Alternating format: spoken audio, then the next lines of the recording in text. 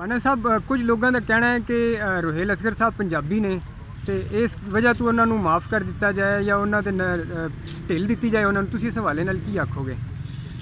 इस हवाले नाल वीर बड़ा एक अजीब जिहा है। मैं समझदा नहीं कि कोई भी बाशऊर आदमी इस गल नूं नहीं समझ सकता कि अगर कोई बच्चा कोई पुत्तर उठ के अपनी मां नूं नंगा करना शुरू करे तो क्या उस मां के दूसरे बच्चे कहणगे कि साडा भरा है? मतलब बड़ा अजीब सवाल है। वो बच्चे अपनी मां नाल खड़े होणगे और उस बच्चे नूं जिहड़ा अपनी मां की तोहीन कर रहा है उसके खिलाफ खड़ा होना उन्हां दा लाजम है। सो वो पंजाबी है, वो सिंधी है, वो पश्तून है, बंगाली है, अंग्रेज़ है, साडा इस नाल तलक नहीं है। किसी शख्स नूं हक हासिल नहीं है कि वो पंजाबियों की जुबान, पंजाबियों के कल्चर, पंजाबियों की तारीख उत्ते जिहड़ा उसकी तोहीन करे या तजलील करे, खा वो पंजाबी है खा गैर पंजाबी है। सानू उसके खुस्से और लाचे और पग नालों ज़्यादा गैरत और कौमी इज़्ज़त अजीज़ है। अगर एक आदमी जिसका लिबास बहुत अच्छा है लेकिन उसकी तहजीब नहीं है तो तुसी उसनूं प्रायोरिटी दोगे, या एक आदमी सादा लिबास विच एक मुहज़्ज़ब आदमी है, वो वैल्यूज़ नूं अपनी रवायात नूं समझदा है, अपनी रीत रिवाज नूं समझदा है, उसनूं प्रायोरिटी दोगे?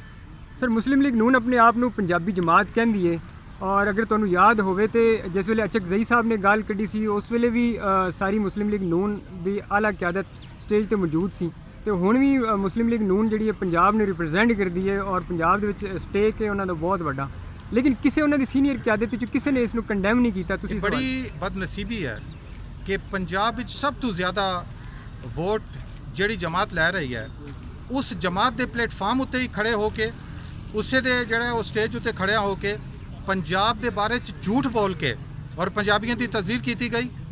और अचकजई साहब नूं शायद तारीख का पता ही नहीं है। हज़ारां साल अफगानिस्तान के हमले असां बर्दाश्त किए ने, लाहौर ने जाके अफगानिस्तान नूं नहीं लुटिया और दूसरी तरफ किसी ने उसको जवाब नहीं दिता।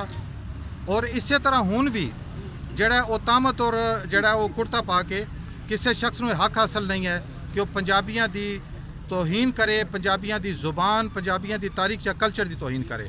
और इस दे खिलाफ असीं हर सतह ते और हर शहर के अंदर अपना एहतजाज रिकॉर्ड करावांगे। शुक्रिया।